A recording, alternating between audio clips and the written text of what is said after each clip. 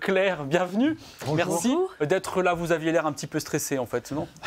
Non, tout va bien. Quand on travaille dans l'enseignement, en général, tout va bien. Oui. Oui. Alors c'est la première école de ce modèle en France que vous avez créée il y a maintenant quelques années. Elle est installée dans la Maison des Compagnons à Lyon. Quel est le principe de ces Højskole scandinaves? Ça se prononce comme ça. Voilà, modèle qui existe depuis près de 180 ans au Danemark.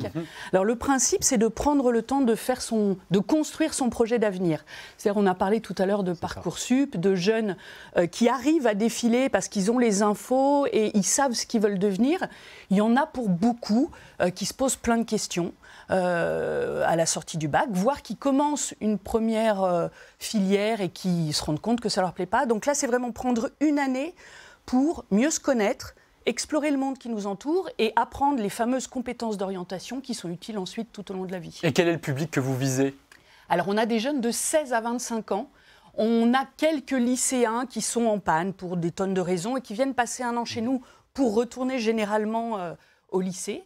On a des jeunes bacheliers qui ne savent pas du tout quoi faire après et qui préfèrent prendre le temps de la réflexion plutôt que de se précipiter dans quelque chose qui ne va pas forcément leur convenir. Et puis on a des jeunes qui sont déjà diplômés, ils peuvent avoir un DUT, ils peuvent avoir une licence, voire plus des fois, et se dire qu'est-ce que je fais? Est-ce que je pars à l'étranger pour enrichir mon parcours d'une langue étrangère? Est-ce que je continue une année? Est-ce que je rentre dans la vie active? Voilà, donc cette année permet de se poser et surtout de prendre sa vie en main. Parfois, on l'a vu, on part dans une orientation à cause d'un copain, parce que les notes, les profs, les parents, là on se dit, bon allez. Il est plus important de s'écouter d'abord. Voilà, c'est ça, s'écouter. Et c'est pas si évident que ça de se connaître et de savoir ce qui va vraiment nous convenir à 18 ans. Et puis moi je dis toujours, c'est plutôt un bon signe, enfin un signe d'intelligence que de se poser des questions. Bien sûr. José, c'est un concept que vous connaissiez? C'est vraiment, alors je trouve que c'est d'abord une très belle initiative. Et puis effectivement, c'est un concept très développé dans les pays nordiques, puisqu'au lycée Ario, on accueille une section norvégienne et que concrètement, ce sont d'excellentissimes élèves qui réussissent très bien le baccalauréat. Mais pour certains d'entre eux, qui se laissent la possibilité pendant une année, effectivement, de se poser et de réfléchir très précisément à leurs souhaits, leurs envies, leurs projets. Et je trouve ça extrêmement positif. Et Claire, pourquoi vous vous êtes lancée dans cette aventure? Alors moi, j'ai toujours travaillé dans l'éducation, dans différents domaines. J'ai toujours rencontré des jeunes qui se posaient beaucoup de questions. J'ai moi-même 4 enfants qui s'en sont posés au moment de cette charnière entre je deviens adulte et quelle voie je prends. Et en fait, en allant au Danemark professionnellement pour une autre raison, j'ai découvert donc ces fameuses Højskole. Et je me suis dit, mais c'est évident qu'en France, des jeunes ont besoin de ce temps-là. J'ai tout lâché, on a monté une association il y a 4 ans. Et force est de constater que ça fonctionne. Mais vous auriez aimé justement bénéficier d'une école comme celle-ci lorsque vous étiez étudiante? Alors je pense effectivement que ça m'aurait... C'est bizarre parce que certains parents nous disent « oulala, un an c'est long ». Mais on va vraiment travailler sur la posture, donc ça peut paraître long et on peur que ça fasse perdre du temps. En fait, ça en fait plutôt gagner. Et quels sont les critères d'admission alors justement, parce que vous parlez de la temps? Motivation. Dès lors que les jeunes sont intéressés par le modèle, ils viennent passer une journée avec une promo, ils voient la pédagogie qu'on met en œuvre, qui est une pédagogie très active, ils voient le type de projet qu'on développe. Et ensuite, ils ont un entretien individuel, mais c'est vraiment motivation. Donc ça, ce sont les étapes d'inscription en fait que vous venez de décrire. Comment ça se déroule tout au long de l'année, en fait, le programme scolaire que vous proposez?